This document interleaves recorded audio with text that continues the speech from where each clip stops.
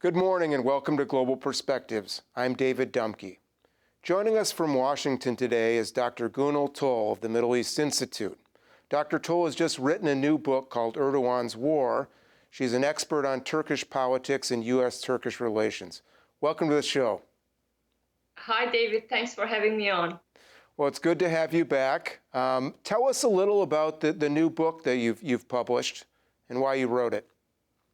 Well, two reasons, David. I've been in DC for many years now, and the approach in Washington DC vis-a-vis Turkey has been driven by 2 points. And the first one is there seems to be a consensus where people think that whatever is wrong with Erdogan's Turkey, it has something to do with Erdogan's Islamist ideology. So that's the assumption number one. And assumption number two is that that Cold War mentality. Turkey has always been a great U.S. ally, and as long as Turkey behaves, quote unquote, on the foreign policy front, the United States should not concern itself with Turkey's domestic politics. What happens inside Turkey's borders is Turkey's problems, not ours. So those were the two assumptions that I found problematic, and I wanted to challenge those assumptions with the book. And the main argument of the book is that, first and foremost, yes, many things happened in Turkey. The state of the country right now, Erdogan took an imperfect democracy and turned it into an autocracy. And the main reason for that is not Erdogan's Islamist ideology. Islamism is only one of the problems. Erdogan is first and foremost a populist leader, and he picks and chooses different ideologies to match that political style, which is called populism. And I also wanted to show that what happens inside Turkey's borders doesn't just concern Turks. It's also a problem of the world, because Erdogan's foreign policy is directly linked to the state of affairs in the country. Erdogan was a great ally when he first came to power in 2002, and that was a time when he was carrying out reforms on the domestic front, and he was trying to put Turkey's democracy back on track. By 2011, that changed. Erdogan became a problematic partner for Western countries, and not surprisingly, that was a time when Erdogan had consolidated power in his own hands. So the main argument of the book is that you really have to, as the Western world, you have to be paying attention to what Erdogan is doing to Turkey's democracy, to Turkey's institutions, and to Turkey's people, to understand what he's doing on the foreign policy front. You paint a picture in the book of a very opportunistic politician. And of course, politicians who end up lasting quite a while, as Erdogan have to be flexible. What makes Erdogan exceptionally flexible in this sense and more opportunistic than most? That's a great question, David, because the first question that comes to mind is, of course, he's a politician, so he's going to do whatever it takes to stay in power. That is true, although Erdogan is a very lucky man, because he can exploit the pre-existing ideological and identity cleavages in the country, the roots of which go back to the Ottoman times, right? So he manages to leap from one ideology to another very easily without paying a political cost for all those U-turns, mainly because there are just so many divisions, pre-existing divisions within the country between the country's Sunni Muslim majority, Turkish-speaking majority against minorities like Kurds or Alevi minority. That is different from the country's Sunni majority. So those existing cleavages have really made Erdogan's task easier in a sense, and that's why he was able to adopt conflicting ideologies. When he first came to power, for instance, he framed himself as a conservative Democrat, and he managed to put together an ideologically diverse coalition, including Islamists, Turkish nationalists, Kurdish nationalists, even liberals. Mainly because there was this great sense and frustration in the country that the institutions of the country were not working, that Turkish democracy was imperfect, the secularist military was playing an outsized role. So the pro-democracy coalition he put together rallied around him, mainly because people believed that he was gonna realize the pledge that he had made on the campaign trail, which was putting Turkish democracy back on track. And later, once he realized the goal of secularizing the country's, sidelining the country's secularist establishment, then he dropped that ideology, conservative democratic brand, to embrace Islamism, for instance. And when Islamism did not serve his domestic political goals, then he made another switch. And this time he embraced Turkish nationalism. And again, he made all these U-turns without paying any political cost, because the country is so divided that he can always pick a different ally himself with new groups. And that's how he managed to capture the majority and stay in power. Has he been able to retain a fixed base of voters and then just kind of build on that for each election, for each scenario? So you have certain groups that come and go in his coalition, but you have a base there. Who makes up this base, if so? You have to consider this, David. He's been in power for a long time. And for a leader who's been there for more than 2 decades, he still has the backing of 35 to 40% of the country. And that is a big deal. And it's especially if you consider the state of the country's economy, almost triple-digit inflation, and the devastating recent earthquake. So despite all those things, he still manages to win elections. And that's mainly, again, due to the alliances that he cultivates, but also he has a very strong base himself, so-called diehard Erdoganists. So no matter what he does, they don't abandon him. Very much like in this country, remember President Trump, once he said that if I shoot someone here on the street, people will still be voting for me. So there are these strong, diehard Erdoganists who will vote for him no matter what. And the reason for that is, I think, to understand the main motivation there, you really have to look at other populist leaders across the world, including Trump in Hungary, in India, and other places in the world. So there's this chemistry between Erdogan and his followers. That chemistry allows him to establish this very personal link, emotional link with the followers, something that the opposition party leaders lack. This main base is concerned, they love Erdogan, but besides that, they are the ones who, they're conservative segments of the country, and they think that Erdogan is a hero. Despite all the problems that the country is facing right now, they still think that Erdogan came to power and lifted millions of people, mainly conservative segments of the country, out of poverty, and they've become middle class now. So in their minds, they think that Erdogan ended an era of secularist, in their words, repression, because they thought that the system marginalized them. They did not benefit from any economic growth, from democratic openings, because the secularist establishment was biased. So this group of conservative voters think that no matter what Erdogan does, he will always remain a hero, because thanks to him, they can dare wear headscarves now in public institutions. Now they are part of that middle class. They live a middle class lifestyle. And then there is another group who have always supported him, mainly because of those clientelistic networks, because being close to Erdogan opens doors. Being a member of Erdogan's ruling AKP opens doors for them. So you could talk about those two different groups, one that's attached to Erdogan for ideological, emotional reasons, and the second one is purely interest-based groups. So I want to get into the recent Turkish election in a minute, but I want to ask you about the second reason you wrote the book, which was the presumption that Westerners have of not being able to do anything, not being concerned particularly about what happens inside Turkey's borders.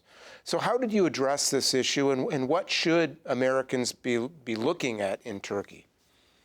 Well, I wanted to address an issue that was very prevalent in political science literature, and that was whenever political scientists talk about this new autocracy, right?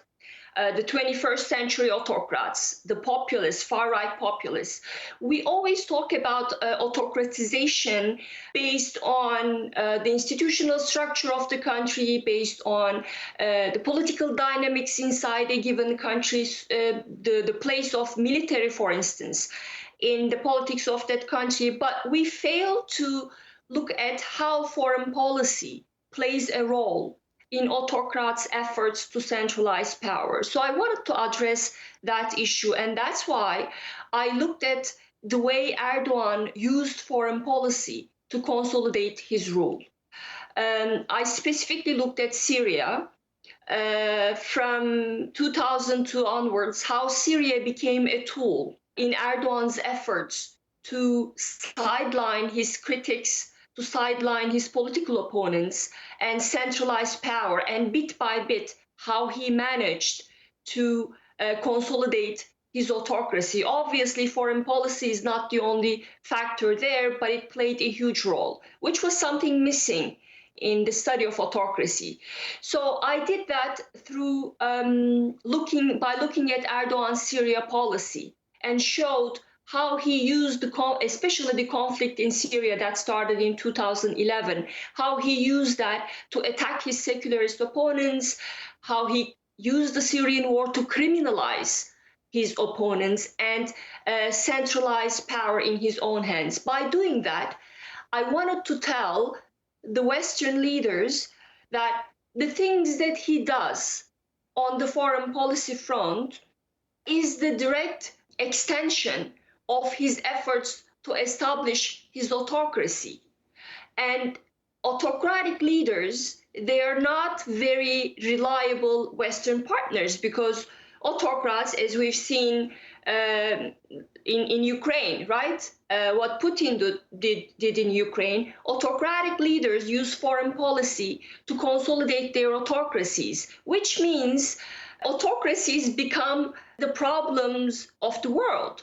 So an autocratic Russia is not just a problem for Russian people, or an autocratic Turkey is not just a problem for Turkish people, but after a while, they become a major problem for the world, and particularly for the Western world, because these leaders, they often pursue a very anti-Western, very militaristic, very aggressive foreign policies that undercut Western interests. So that was the goal that I had in mind when I was writing the book.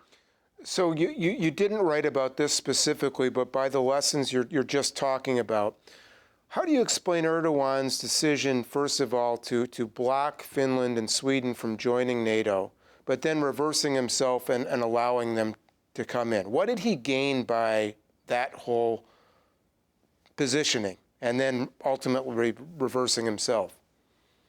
I think he overplayed his hand, David. I think initially the goal there was he wanted to use that as a trump card against Washington. There was something that he wanted from Washington, and that was the sale of F-16 fighter jets. After Turkey purchased the Russian S-400 defense missiles, Turkey's relations with NATO partners, and particularly with the United States, got strained.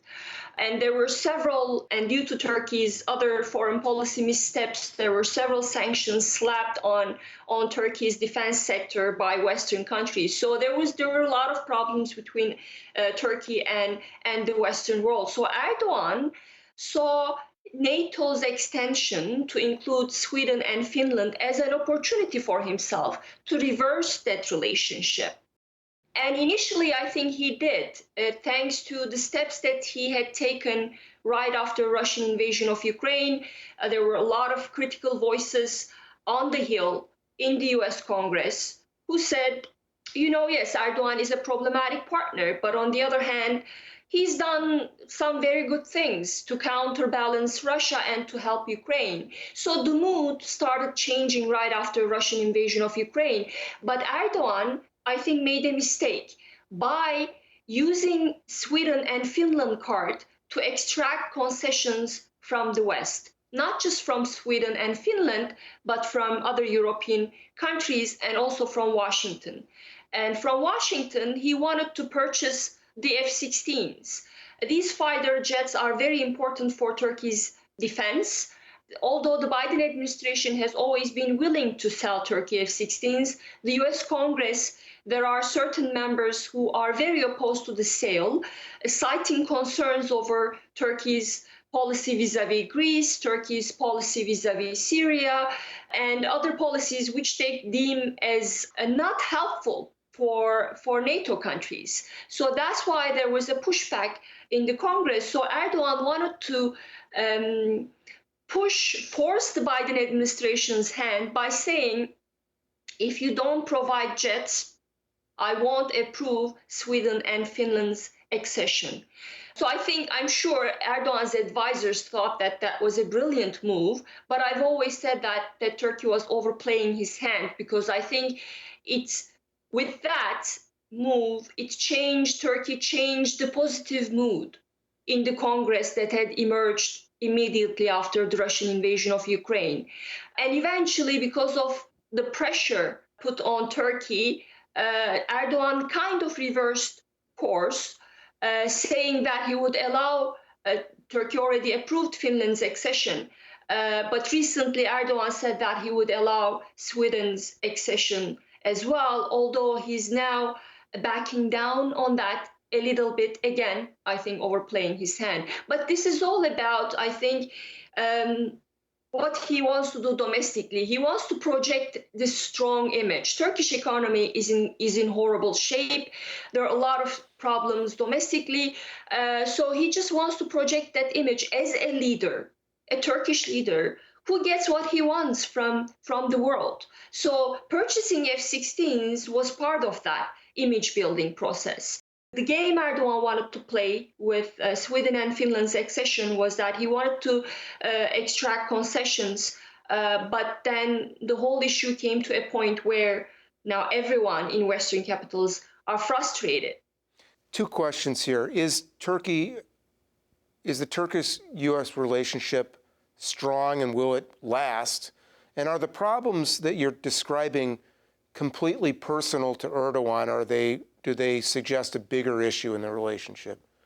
Right before Turkish elections in May, I moderated a panel discussion with two senators who follow Turkey very closely. And that was one of the first questions that I put to those senators. And I said, so does the United States have an Erdogan problem or a Turkey problem? And they both said that, we can easily see the United States cultivating a strategic, healthy, strong partnership with a democratic Turkey.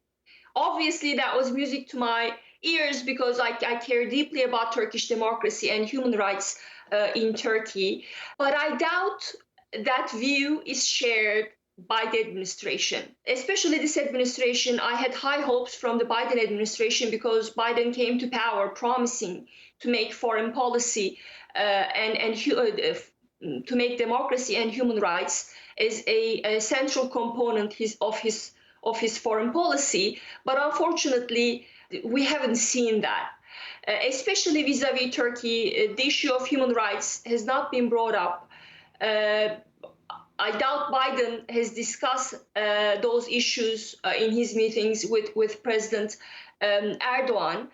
So right now, I think Washington has resigned itself to the fact that this is a transactional relationship, right? So again, going back to the Cold War years, where Washington does not care what happens to Turkish democracy, as long as it can work with Turkey on certain issues in the foreign policy front. So that is the view from Washington. And from Erdogan's point of view, he's more than happy to have a transactional relationship, because he certainly doesn't want to talk about democracy and human rights. So this works for everyone. And I think the European Union is not any different either. For many years, EU accession process became a catalyst in Turkey's democratization process. But right now, especially since 2016, and that was when Turkey and the European Union signed a refugee deal, EU also has cultivated this transactional partnership with Erdogan's Turkey, where as long as Erdogan holds those refugees in Turkey, he can do whatever he wants to Turkish democracy, to Turkish institutions. And that is very unfortunate because we live in a world where autocrats, again, are using these foreign policy issues to consolidate their autocracy at home. And I think the Western world should say something, do something about that, instead of giving a blank check to those autocrats. Do you think the Western world expected that he'd lose his recent election, which was close? It went to a runoff, of course, but he ended up winning. So I guess the first question I'd ask there, was it a free and fair election?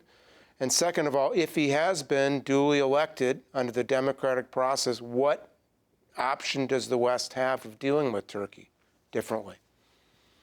Well, it certainly wasn't fair election, and it was partly free. It wasn't fair because Erdogan used the state resources and the powers that he has to intimidate, to jail his opponents, and the playing field was not even. I mean, he received 32 hours of airtime in state media, whereas his opponent received only 32 minutes.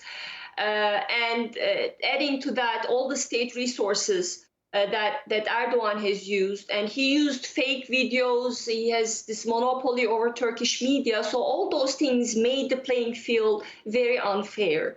And in terms of elections being partly free, again, here is the confusion. I always hear from Western observers that, okay, the elections in Turkey were not fair, but they were free.